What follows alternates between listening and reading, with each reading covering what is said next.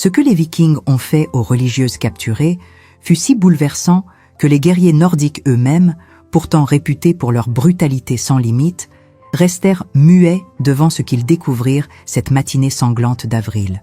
Il ne s'agissait pas du viol collectif que tous redoutaient, ni de l'esclavage sexuel qui définissait habituellement le sort des femmes capturées lors des invasions vikings. Ce qui se produisit au monastère de Coldingham dépassa toute forme de violence que l'époque médiévale avait jamais connue, créant un précédent si macabre qu'il transforma à jamais la nature des attaques vikings contre les communautés religieuses. Les fils de Ragnar Lodbrok, ces guerriers qui avaient pillé des abbayes dans toute l'Europe, découvrirent une scène qui défiait leur compréhension du pouvoir, de la résistance et de la vengeance. 31 femmes avaient accompli sur elles-mêmes quelque chose qu'aucun envahisseur n'avait imaginé possible, transformant leur propre corps en arme d'une guerre psychologique que personne n'était préparé à affronter. L'abbesse Ebba de Coldingham avait orchestré une stratégie de protection si désespérée et extrême qu'elle provoqua une réaction de fureur viking qui dépassa les limites de la cruauté traditionnelle.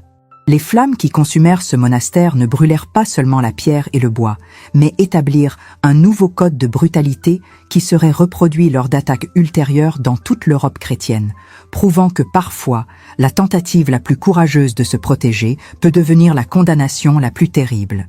Mesdames, si cette révélation historique vous intrigue autant qu'elle nous fascine, n'hésitez pas à soutenir notre chaîne en laissant un pouce bleu à cette vidéo. Abonnez-vous pour découvrir d'autres secrets interdits de l'histoire médiévale que les livres d'école n'osent jamais révéler. Nous adorerions connaître votre origine géographique. Alors dites-nous dans les commentaires de quelle région de France vous nous regardez, ou même de quel pays francophone vous nous suivez. Votre participation enrichit notre communauté passionnée d'histoire authentique. Profitez-en également pour nous suggérer quelle figure historique féminine vous aimeriez voir dévoilée dans nos prochaines enquêtes. Vos recommandations nous guident vers les personnages les plus captivants de l'histoire européenne, et chaque suggestion compte pour façonner le contenu que vous désirez vraiment découvrir. L'Angleterre du IXe siècle vivait sous la terreur constante des invasions vikings, ces redoutables guerriers scandinaves qui déferlaient sur les côtes britanniques depuis 793. Le monastère de Coldingham, situé sur la côte rocheuse du Berwickshire en Écosse, représentait bien plus qu'un simple lieu de prière.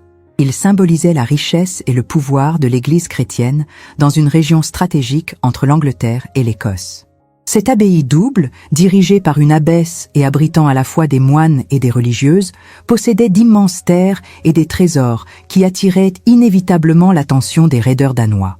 En 870, les fils de Ragnar Lodbrok menèrent leurs campagnes les plus agressives contre les territoires chrétiens, établissant un règne de terreur qui dépassait le simple pillage pour devenir une guerre psychologique systématique. L'empire carolingien s'effritait. Alfred le Grand tentait désespérément de résister en Wessex, et les communautés religieuses isolées comme Coldingham se retrouvaient totalement vulnérables face aux tactiques vikings toujours plus sophistiquées.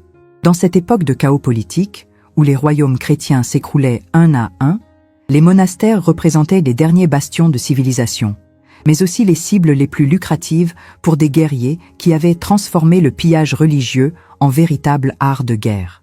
L'abbesse Ebba de Coldingham dominait cette communauté religieuse avec une autorité rare pour une femme du IXe siècle, dirigeant 30 religieuses dans une abbaye qui jouissait d'une réputation exceptionnelle de sainteté et de discipline.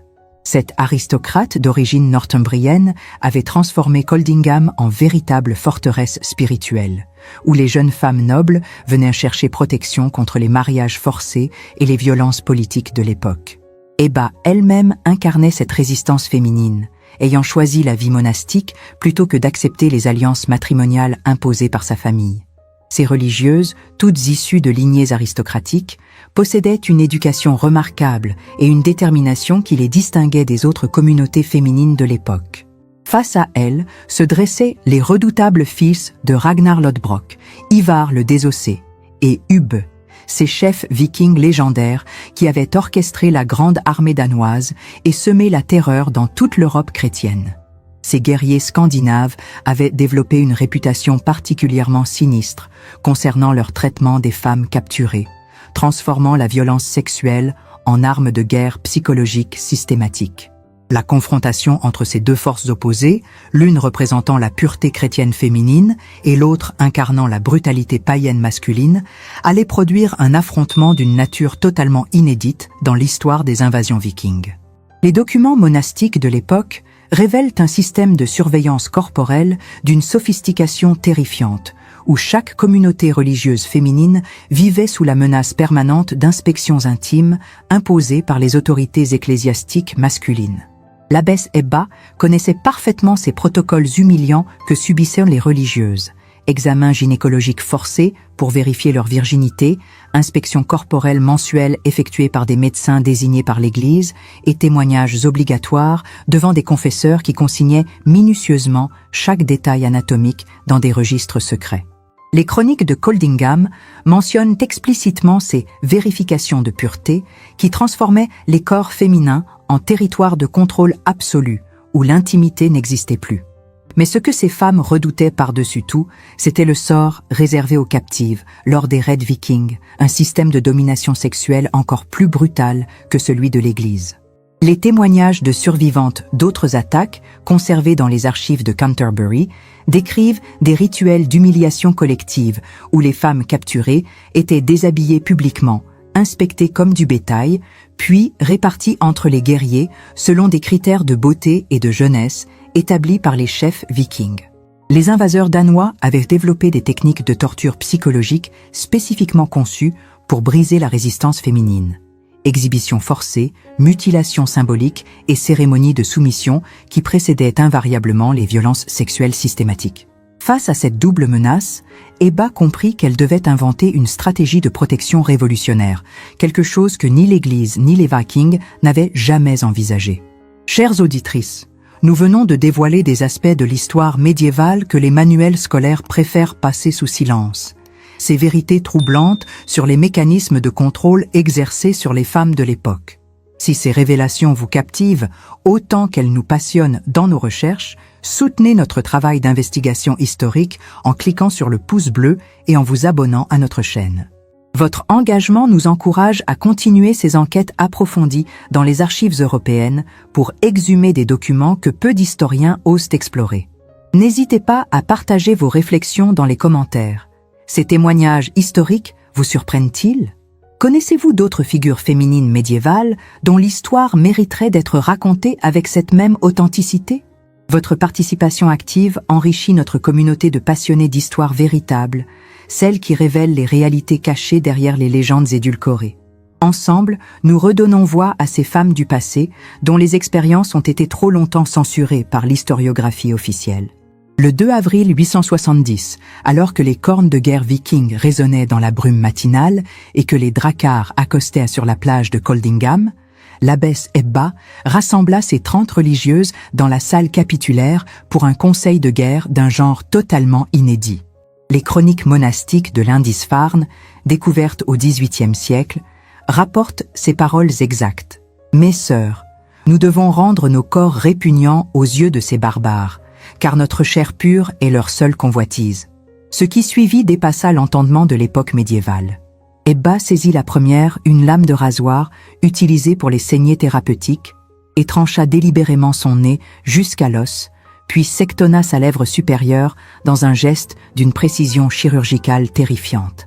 Le sang qui jaillit de son visage aspergea l'autel, tandis qu'elle exhortait ses compagnes à l'imiter immédiatement. Une à une, les 30 religieuses reproduisirent cette automutilation collective dans un silence religieux troublé seulement par le bruit des lames déchirant la chair et les gouttes de sang s'écrasant sur les dalles de pierre. La plus jeune, sœur Judith, âgée de 15 ans, hésita quelques secondes avant de suivre l'exemple de son abbesse, transformant son visage d'adolescente en masque sanglant méconnaissable. En moins d'une heure, 31 femmes s'étaient volontairement défigurées, créant un spectacle d'horreur que même les guerriers vikings les plus endurcis n'avaient jamais imaginé.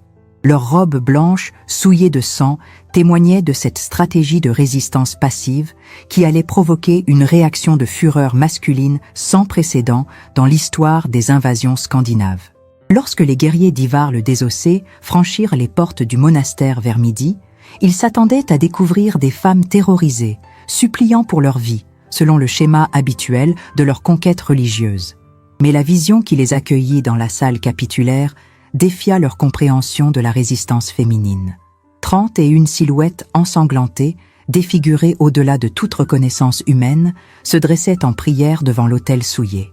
Les sagas islandaises du XIIIe siècle, qui relatent cet épisode, rapportent la stupéfaction initiale des Vikings face à ces visages mutilés qui ne ressemblaient plus à rien d'humain. Mais cette stupeur se transforma rapidement en fureur lorsque les chefs comprirent la signification de cette automutilation collective. Pour ces guerriers dont la virilité se mesurait à leur capacité de domination sexuelle, la défiguration volontaire d'Eba et de ses compagnes constituait l'affront le plus direct à leur masculinité qu'ils aient jamais rencontré. Les chroniques anglo-saxonnes décrivent la colère d'Ubbe Ragnarsson, qui interpréta cet acte non comme une protection désespérée, mais comme un défi délibéré à l'autorité viking. Cette réaction masculine révèle la psychologie profonde des invasions scandinaves. Au-delà du pillage matériel, la conquête des femmes représentait l'ultime symbole de victoire sur les populations chrétiennes. En se rendant inutilisables, selon les critères vikings, les religieuses avaient involontairement créé un précédent révolutionnaire qui menaçait l'ensemble du système de récompense motivant les raiders danois. La décision qui suivit dépassa la cruauté habituelle des massacres monastiques. Plutôt que d'exécuter rapidement ces femmes selon la tradition, Ivar ordonna qu'elles soient enfermées vivantes dans leurs cellules avant d'incendier l'abbaye entière. Cette sentence révélait une nouvelle forme de châtiment viking spécifiquement conçu pour punir l'insubordination féminine, établissant un message terrifiant destiné à dissuader toute tentative similaire de résistance passive dans les futures conquêtes. L'incendie de Coldingham marqua un tournant décisif dans la stratégie viking, créant ce que les historiens scandinaves appellent aujourd'hui le précédent d'Eba. Un nouveau protocole de violence spécifiquement destiné à punir toute forme de résistance féminine passive. Les archives de York, longtemps interdites d'accès public, révèlent que cette méthode d'exécution par immolation collective fut systématiquement reproduite dans au moins 12 autres attaques monastiques entre 870 et 890, transformant l'exception de Coldingham en tactique de terreur généralisée. Les chroniqueurs de l'époque, majoritairement des moines, censurèrent délibérément les détails de l'automutilation d'Eba, jugeant ce récit trop perturbateur pour la morale chrétienne et trop dangereux comme exemple d'insubordination féminine. Les manuscrits originaux de la chronique anglo-saxonne, conservés au British Museum, portent encore les traces de ces suppressions volontaires, avec des pages entières grattées et réécrites pour édulcorer la vérité historique. Cette censure ecclésiastique explique pourquoi l'histoire d'Eba demeura largement méconnue pendant plus de 1000 ans, reléguée aux marges de l'historiographie officielle. Mais l'impact le plus troublant de cet épisode réside dans son influence sur les communautés religieuses féminines ultérieures. Les correspondances secrètes entre abbesses européennes, découvertes dans les archives vaticanes en 1987, prouvent que la stratégie de défiguration volontaire fut secrètement enseignée et préparée dans au moins 15 monastères français, allemands et italiens durant les invasions magyaraèses et sarrasines des Xe et XIe siècles. Ces documents révèlent l'existence d'un véritable réseau clandestin de résistance féminine où les techniques d'automutilation protective étaient transmises de génération en génération d'abbesses, créant une tradition souterraine de guerre psychologique féminine qui défiait ouvertement l'autorité masculine, tant viking que chrétienne. L'héritage d'Eba transcenda ainsi son époque pour devenir un symbole secret de rébellion féminine, inspirant des formes de résistance qui influencèrent subtilement l'évolution des rapports de pouvoir entre hommes et femmes dans l'Europe médiévale tardive. L'histoire tragique d'Eba de Coldingham nous révèle combien les femmes du passé ont dû inventer des stratégies extrêmes pour préserver leur dignité face à des systèmes de domination impitoyables. Cette abbesse courageuse et ces religieuses nous enseignent que la résistance féminine a toujours trouvé des formes d'expression, même dans les circonstances les plus désespérées. Si ces révélations historiques vous fascinent autant qu'elles nous passionnent, rejoignez notre communauté de découvreuses de vérités cachées en vous abonnant à notre chaîne et en activant la cloche de notification. Votre soutien nous permet de continuer ces enquêtes approfondies dans les archives européennes les plus secrètes. Partagez vos impressions dans les commentaires. Quelle autre figure féminine de l'histoire médiévale aimeriez-vous voir dévoilée avec cette même authenticité ? Précisez également votre région pour enrichir notre carte de notre audience francophone internationale. Chaque suggestion compte car elle guide nos prochaines investigations vers les personnages les plus captivants de l'Europe ancienne. Ensemble, nous redonnons voix à ces femmes extraordinaires dont l'héritage a été trop longtemps censuré par l'historiographie officielle. De nouveaux secrets royaux inouïs vous attendent dans nos prochaines révélations exclusives.